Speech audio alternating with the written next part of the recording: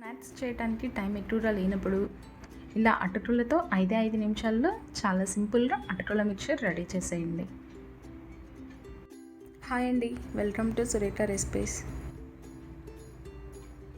దీనికోసం మనం ముందుగా పల్చటి అటుకులు తీసుకోవాల్సి ఉంటుందండి.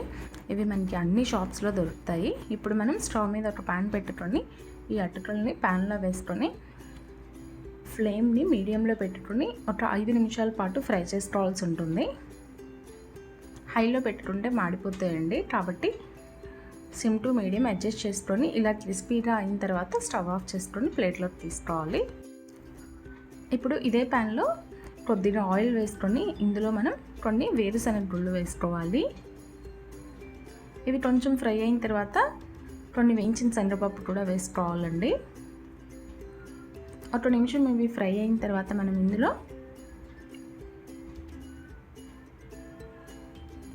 కచ్చాపచ్చగా దంచిన వెల్లుల్లి రెబ్బలు, అలాగే జీలకర్ర, కొన్ని ఎండు కొబ్బరి ముక్కలు, పచ్చిమిర్చి, కరివేపాకు వేసుకోవాలి. వీటన్నింటినీ ఫ్రై చేసుకోవాలి.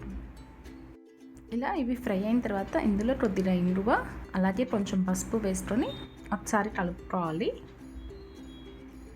ఇప్పుడు ఇందులో మనం పక్కన ఉంచుకున్న అటుకులను వేసుకోవాలి. ఇప్పుడు మనం స్టవ్ ఆఫ్ చేసి అటుకుల్ని కలుపుకున్నా సరిపోతుందండి. ఇలా మనం అటుకుల్ని బాగా కలుపుకోవాలి. ఇప్పుడు మనం ఇందులో తగినంత ఉప్పు, అలాగే కొంచెం పంచదార పౌడర్ వేసుకోవాలి.